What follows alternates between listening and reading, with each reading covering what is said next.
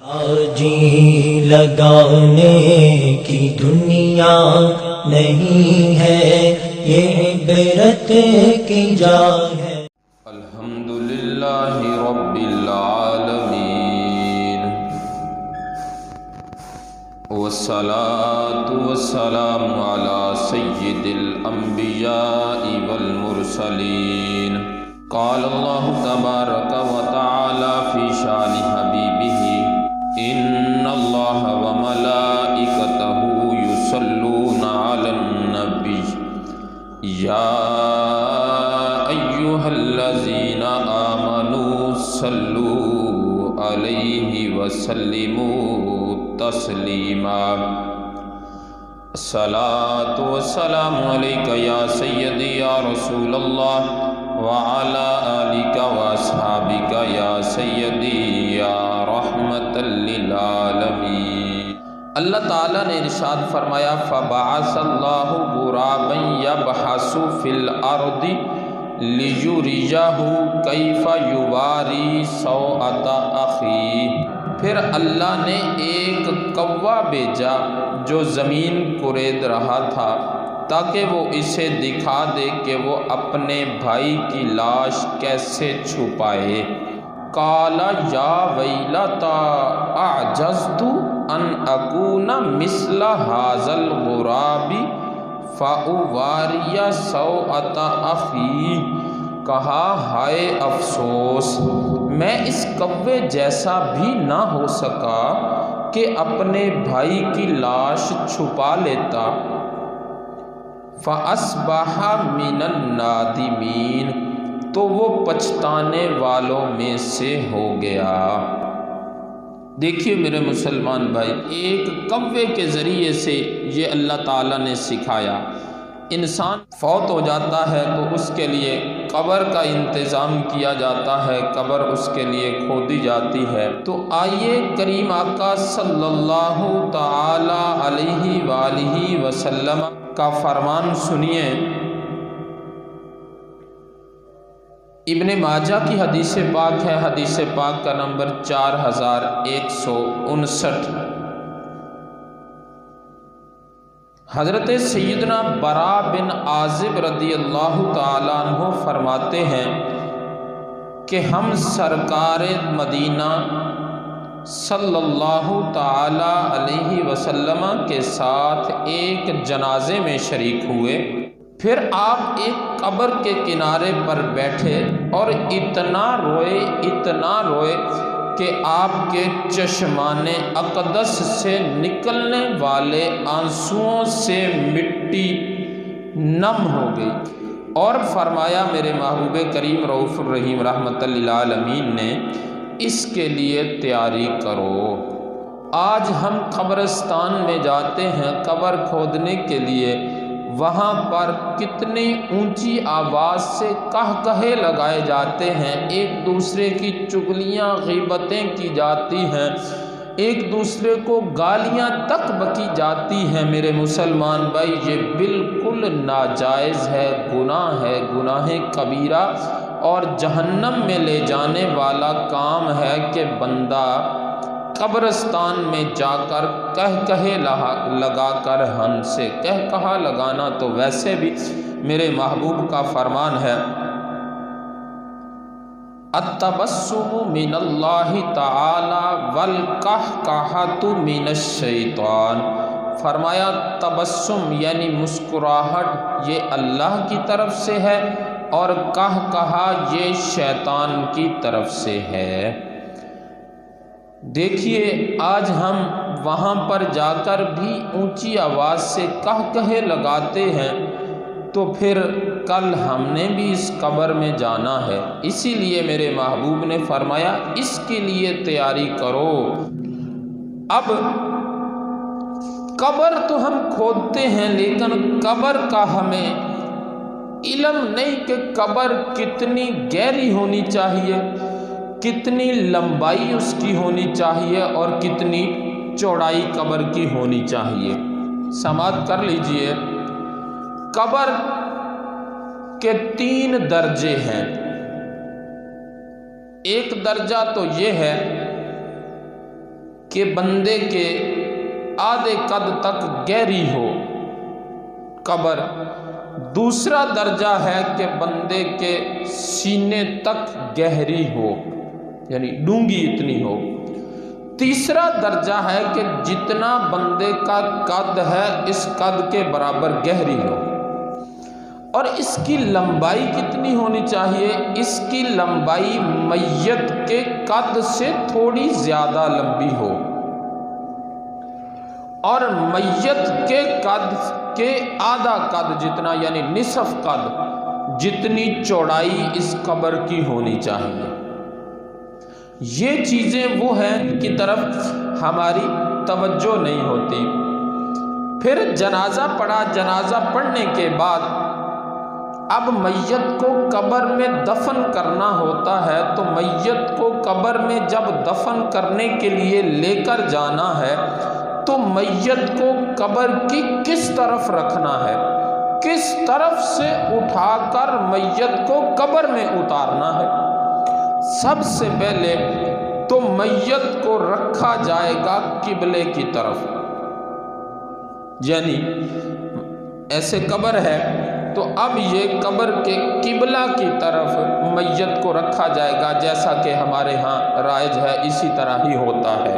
پھر ہم میت کو اتارتے ہیں قبر میں۔ اب قبر میں اتارتے وقت کی دعا ہے، تنویر الابصار کتاب کا نام ہے، کتاب الصلاۃ صلاۃ الجنازہ باب کا نام ہے، کتاب کی جلد نمبر 3 صفحہ نمبر 166 پر یہ دعا لکھی ہوئی ہے۔ دعا کیا ہے؟ وہ ہے بسم اللہ و باللہ و علی ملت رسول اللہ۔ جب میت کو قبر میں اتارو تو یہ دعا پڑھو، یہ دعا پڑھنی چاہیے۔ اب میت کو تو قبر میں رکھ دیا، اب اس کے لیے میت کو قبر میں اتارے گا کون؟ پہلے تو یہ مسائل ہمیں پتہ ہونا چاہیے۔ اگر تو عورت کی میت ہے تو عورت کی میت کو محرم ہاتھ لگائے گا۔ محرم یعنی وہ جن کے ساتھ کبھی بھی زندگی میں نکاح نہیں ہو سکتا، باپ، بیٹا، بھائی، بھانجا، یہ ہیں محرم عورت کے، ان کے ساتھ نکاح نہیں ہو سکتا کسی بھی حالت میں ان بندوں کا۔ یہ ہاتھ لگائیں گے میت کو، یہ اتاریں گے۔ محرم اگر نہ ہو یا ضعیف ہوں یا اتنے بوڑھے ہوں یا وہاں پر موجود نہ ہوں، پھر اس کے بعد اس کے قریبی رشتہ دار ہیں۔ اب اگر کوئی ایسا موقع بن گیا کہ قریبی رشتہ دار بھی نہیں ہے عورت کا، محرم بھی کوئی نہیں ہے عورت کا، اب کیا کریں؟ اب میت کو لحد میں اتاریں گے، یعنی قبر میں میت کو اتاریں گے تو متقی پرہیزگار ہیں وہ پھر عورت کی میت کو اتاریں گے قبر میں۔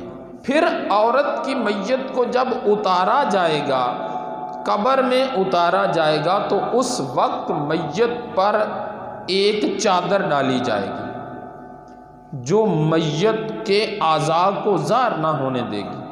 اب یہ چادر اوپر ہوگی تو اب یہ نیچے پھر اتاریں گے، جبکہ ہمارے ہاں یہاں پر ایسا بہت کم ہے کہ میت پر پہلے چادر ڈال کر، ایک تو ہوتی ہے نا جب میت کو ہم لے کر جاتے ہیں جنازے کے لیے تو وہ لکھائی والی جس پر کلمہ کلام لکھا ہوتا ہے وہ چادر ڈالی ہوتی ہے، وہ تو ٹھیک ہے نا۔ اب جب اتارنے لگتے ہیں میت کو تو اس وقت وہ اتار دی جاتی ہے، تو اب اس وقت کوئی اور نہیں ڈالی جاتی۔ عورت کی میت کے لیے یہ ہے کہ وہ اس پر بھی پھر چادر ڈالی جائے۔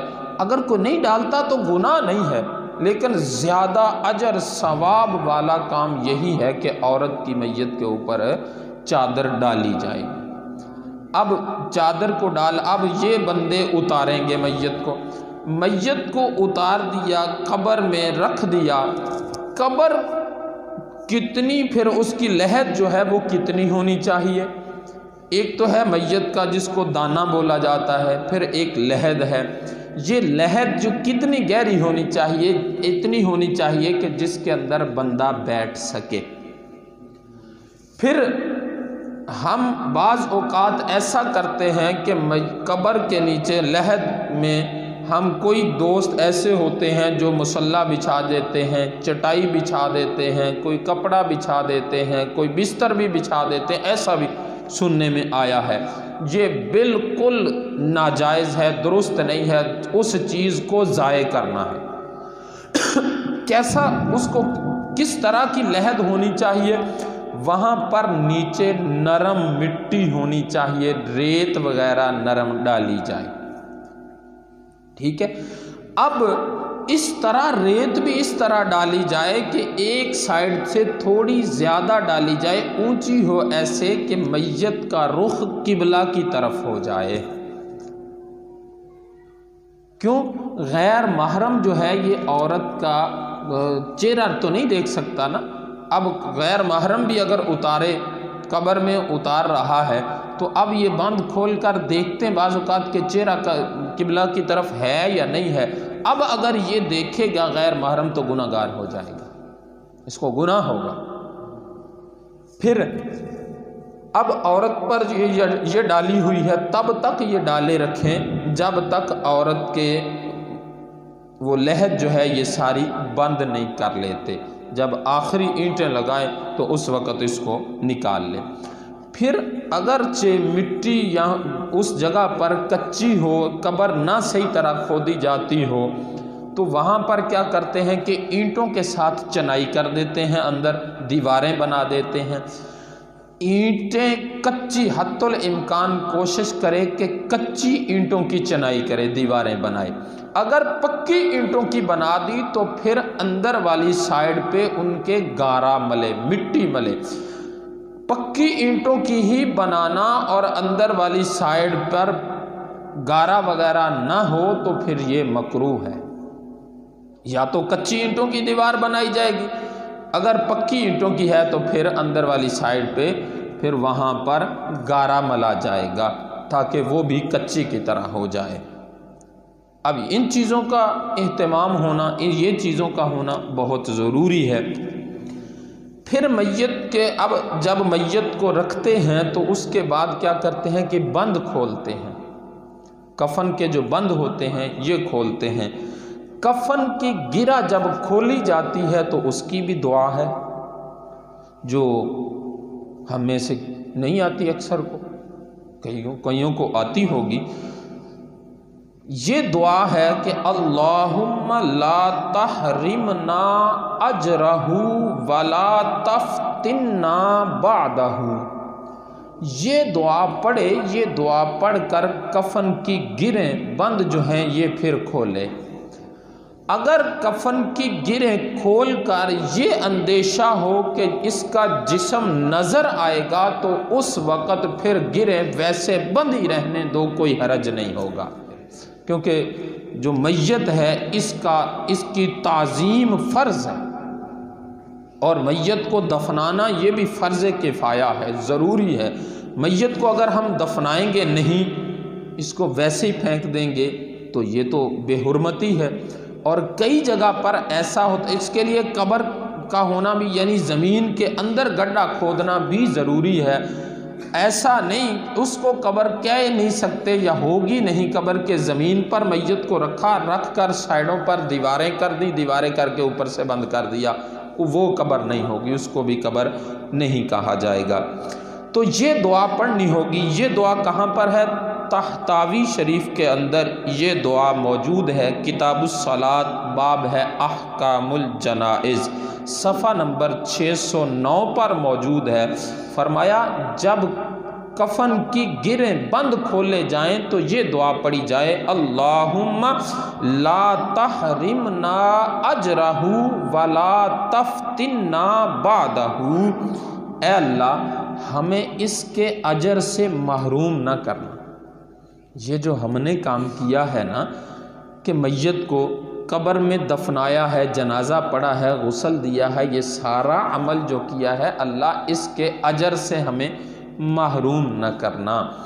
اور ہمیں اس کے فتنے سے بھی محفوظ رکھنا، فتنے میں نہ ڈال دینا، کہیں ایسا نہ ہو کہ ہم اس کے فتنے میں ڈل جائیں۔ فتنے میں ڈلنے کا کیا مطلب یہ ہے کہ اب یہ اس کو دفن تو کر دیا، دفن کرنے کے بعد ہم اس کی جائیداد پر لڑنا نہ شروع کر دیں، فساد نہ شروع کر دیں۔ فتنہ ہو گیا نا، جب فساد شروع ہوگا، لڑائی شروع ہوگی تو فتنہ ہو جائے گا۔ جب یہ دعا کرو گے میرے محبوب نے فرمایا تو پھر بعد میں لڑائیاں نہیں ہوں گی،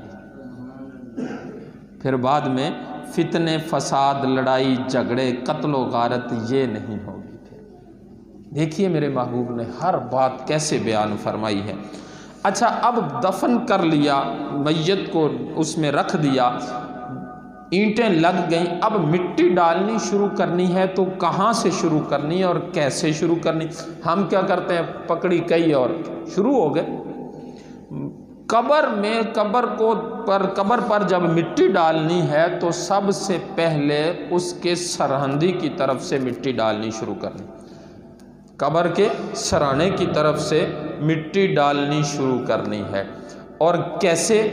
پھوڑوں کے ساتھ ہی پہلے، کئی کے ساتھ ہی، یا کہ کسی اور طریقے سے؟ میرے محبوب کریم رؤوف الرحیم رحمۃ للعالمین نے فرمایا سب سے پہلے 3 مٹھیاں مٹی کی ڈالی جائیں گی، وہ بھی سرانے کی طرف سے، سرانے کی طرف ڈالی جائے گی۔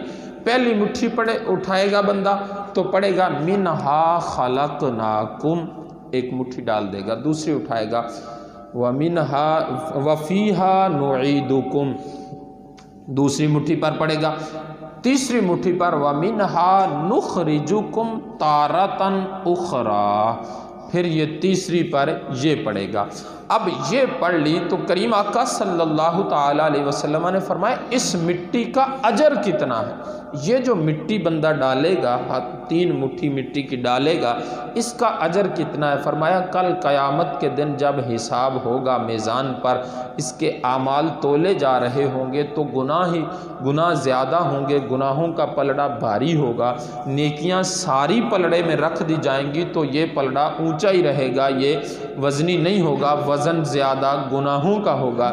تو اب ایک تھیلی میں مٹی آئے گی جو اس کے پلڑے میں رکھ دی جائے گی، جیسے ہی وہ پلڑے میں مٹی رکھی جائے گی نیکیوں کا پلڑا بھاری ہو جائے گا، اور اللہ فرمائے گا جا تیری نیکیاں زیادہ ہو گئی ہیں، اب تجھے بخش دیا۔ اب یہ بندہ پوچھے گا یہ مٹی کس چیز کی ہے، کیسی مٹی ہے یہ جس نے میرے پلڑے کو بھاری کر دیا، نیکیوں والے پلڑے کو بھاری کر دیا؟ تو میرے محبوب نے فرمایا اس وقت پھر بتایا جائے گا یہ وہ مٹی ہے جو تو نے قبر پر ڈالی تھی، جو سنت کے مطابق قبر پر ڈالی تھی، جو طریقے کے مطابق یہ دعا پڑھتے ہوئے تو نے ڈالی تھی، یہ وہ مٹی ہے، آج اسی مٹی نے تیری بخشش کروا دی۔ اب مٹی ڈال لی اوپر، اب پھر اس کے بعد پہلے اس طرح ڈالیں، اس کے بعد پھر کئیوں کے ساتھ، پھوڑوں کے ساتھ ڈال کر مٹی ڈال دے۔ اور مٹی جو قبر سے نکلی ہوئی مٹی ہے اس سے زیادہ مٹی ڈالنا، یعنی اور مٹی ڈالنا مکروہ ہے۔ بعض ساتھی پھر کہنے لگ جاتے ہیں نہیں جی قبر کے اندر سے جو نکلی ہے ساری کی ساری اوپر ڈالنی ہے، ساری کی ساری بھی اوپر ڈالنا ضروری نہیں ہوتا۔ بس قبر زیادہ اونچی نہیں ہونی چاہیے، نہ ہی زیادہ چوڑی ہونی چاہیے، جتنی قبر کھودی گئی ہے اس سے تھوڑا تھوڑا باہر مٹی ہو اور درمیانے مٹی ہونی چاہیے، درمیانی اونچی ہونی چاہیے۔ بعض تو لکھا ہے کہ 1 بالشت کے اوپر یہ اتنی ہونی چاہیے، یہ میں لکھی بات کر رہا ہوں، 1 بالشت، اور اس کو آدھی بالشت کہہ دیتے، 1.5 بالشت اونچی ہونی چاہیے، ٹھیک ہے؟ تو ہمارے کچھ زیادہ کر لی جاتی ہے، بعض ساتھی ہوتے تو بہت ہی زیادہ کر لیتے ہیں، یہ بھی درست نہیں ہے، درمیان نہ ہونا چاہیے، بس ساری مٹی ڈالنے کی ضرورت نہیں ہوتی۔ اب مٹی ڈال لی، مٹی ڈالنے کے بعد کیا کرنا ہے یہ ذرا غور سے سنیے گا۔ میرے محبوب کریم رؤوف الرحیم رحمۃ للعالمین نے فرمایا، یہ معجم کبیر کی حدیث پاک ہے، طبرانی معجم کبیر للطبرانی کے اندر موجود ہے، جلد 8 صفحہ 250، حدیث پاک کا نمبر 7979، 7979 حدیث پاک کا نمبر ہے۔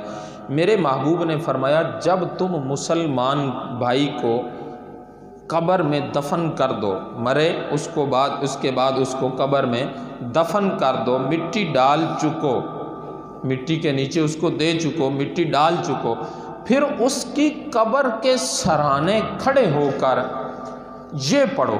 کیا پڑھو؟ اب میرے محبوب نے فرمایا یہ بندہ، ایک بندہ وہاں پر کھڑا ہو جائے، کھڑا ہو کر مخاطب ہو جائے اس قبر والے کے ساتھ، یا فلاں بنت فلاں یا بن فلاں، یعنی اس کا نام لے، اس کی ماں کا نام لے، وہاں پر اس کا اور اس کی ماں کا نام لے، یہ یعنی مثلا یا محمد کاشف بن آمنہ۔ میرے محبوب نے فرمایا جب ایک مرتبہ یہ بندہ کہے گا تو یہ مردہ سنے گا، جواب نہیں دے گا، پھر دوسری بار پھر یہی الفاظ کہے یا محمد کاشف بن آمنہ، یعنی اس کی ماں کا نام۔ میرے محبوب نے فرمایا جب دوسری بار یہ کہے گا تو یہ اٹھ کر بیٹھ جائے گا، یہ قبر والا جس کو دفنایا ہے یہ اٹھ کر بیٹھ جائے گا، اس لیے لحد کا اتنا ہونا کہ وہ بیٹھنے جتنی ہو کہ بندہ اس کے اندر بیٹھ سکے۔ اب یہ اٹھ کر بیٹھ جائے گا۔ میرے محبوب نے فرمایا تیسری مرتبہ پھر یہ کہے، یہ بالکل صحیح حدیث ہے، بالکل صحیح، اس کی سند بالکل صحیح سند ہے، اس کے تمام راوی ثقہ ہے، ان کے تمام راویوں کے اندر ذرا جتنا بھی کسی بھی راوی میں ضعف نہیں ہے، بالکل صحیح سچی پکی حدیث ہے، اس کا کوئی بھی انکار نہیں کر سکتا، نہ کوئی اہل حدیث، نہ کوئی دوسرا، نہ کوئی تیسرا، کوئی بھی اس حدیث کا انکار نہیں کر سکتا، یہ اس پائے کی، اس درجے کی حدیث پاک ہے۔ تیسری مرتبہ پھر کہے گا، جب میرے محبوب نے فرمایا یہ بندہ تیسری مرتبہ کہے گا یا محمد کاشف بن آمنہ، اب یہ بندہ آگے سے، یہ مرا ہوا بندہ جس کو قبر میں دفنایا ہوا ہے، یہ آگے سے جواب دے گا۔ جواب کیا دے گا؟ کہے گا ہمیں ارشاد فرمائیے، اللہ تجھ پر رحمت کرے، اللہ تجھ پر رحم کرے، ارشاد فرمائیے، حکم فرمائیے۔ ساتھ ہی میرے محبوب نے فرما دیا یہ جواب دے گا تم سن نہیں سکو گے، تمہیں اس کی خبر نہیں ہوگی، لیکن تم نے 3 مرتبہ ضرور کہنا ہے، ایک ہی مرتبہ نہیں۔ پہلی مرتبہ کہو گے وہ متوجہ ہو جائے گا، دوسری مرتبہ کہو گے وہ اٹھ کر بیٹھ جائے گا، تیسری مرتبہ کہو گے وہ آگے سے جواب دے گا۔ اب میرے محبوب نے فرمایا یہ بندہ کھڑا ہو کر اس میت کو تلقین کرے گا۔ اب یہ تیسری مرتبہ کہنے پر یہ میت آگے سے جواب دے گی کہ حکم فرمائیے، ارشاد فرمائیے۔ میرے محبوب نے فرمایا اب یہ کہے گا اذکر ما خرجت علیہ من الدنیا، یاد کر جس شے پر، جس چیز پر دنیا کو چھوڑ کر آیا ہے، دنیا سے تو آیا ہے جس پر تھا اس کو یاد کر۔ کس پر تھا؟ شہادت اللہ الہ الا اللہ وَأَنَّ مُحَمَّدًا عَبْدُهُ وَرَسُولُهُ، یاد کر اس گل نوں کہ تو ایس تے مریں، اس چیز تے مریں کہ اللہ ایک ہے اور کریم آقا صلی اللہ تعالی علیہ وسلم اللہ کے رسول اور اس کے بندے ہیں۔ وَأَنَّكَ رَضِيتَ بِاللَّهِ رَبًّا، اور تو اس بات پر راضی تھا کہ اللہ تیرا رب ہے، زندگی ساری اس بات پر تو نے گزاری ہے، اسی بات پر تو مرا ہے کہ اس بات پر راضی تھا کہ اللہ تیرا رب ہے، اللہ تیرا پالنے والا ہے۔ وَبِالْإِسْلَامِ دِينًا، اور اسلام تیرا دین ہے، اس اسلام پر تو راضی تھا۔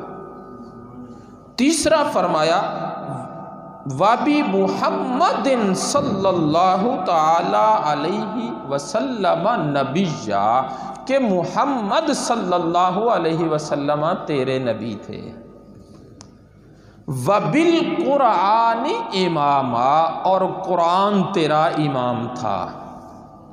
تو اس بات پر مرا ہے کہ تو راضی تھا اس بات پر کہ اللہ تیرا رب ہے، تیرا پالنے والا ہے، نبی کریم دین تیرا اسلام ہے، اور نبی کریم رؤوف الرحیم رحمت للعالمین تیرے نبی تھے، اور قرآن تیرا امام، اس بات پر تو مرا ہے اور راضی تھا اس بات پر۔ میرے محبوب کریم رؤوف الرحیم رحمت للعالمین نے فرمایا، بس 1 منٹ میں ختم کر رہا ہوں، میرے محبوب نے فرمایا جب یہ بتایا جاتا، جب یہ کہے گا بندہ تو آگے سے فرشتے جواب دیں گے، فرشتے آگے سے کہیں گے، منکر نکیر آگے سے کہتے ہیں کہ چلو اب ہم چلیں، ہمارا تو کام ہی ختم ہو گیا یہاں پر، اس بندے کو تو سارا کچھ یاد ہے، سارا کچھ یاد کروا دیا ہے۔ میرے محبوب نے فرمایا نکیرین سوالوں کے جواب لینے آئے ہوں گے، وہ چلے جائیں گے، کہیں گے کہ اس کو تو سارا کچھ یاد ہے، حجت قائم ہو گئی، اب اللہ اس کو بلا حساب بخش دے گا۔ یہ چیزیں ہمیں سیکھنی ہوں گی میرے مسلمان بھائی، یہ دعائیں ہمیں سیکھنی ہوں گی۔ سارے جاندیاں گلاں تے اسی سیکھ لیندے ہیں، کاروبار کیویں کرنے کی کچھ کرنا نہیں سیکھتے۔ سگا باپ سگی ماں فوت ہوئی، سگا بیٹا فوت ہویا، بیٹی فوت ہوئی، بھائی فوت ہویا تے سانو پتہ نہیں انہوں قبر چ اتارنے دی دعا کی ہے، سانو پتہ نہیں وہ کفن دے بند کھولنے تے دعا کی پڑھنی ہے، سانو پتہ نہیں مٹی پانی ہے تے دعا کی پڑھنی، سانو پتہ نہیں کہ قبر مٹی پان تو بعد کھڑیاں ہو کے کی آکھنا ہے، قبر والے نو کی تلقین کرنی ہے، سانو پتہ نہیں کہ پھر اس تو بعد کی پڑھنا ہے، نہیں پتہ تے انہاں چیزاں دا نہیں پتہ ہے سانو تے دنیا جہان دی ہر شے دا پتہ ہے۔ اللہ سانو عمل دی توفیق نصیب فرمائے۔ وما علیہ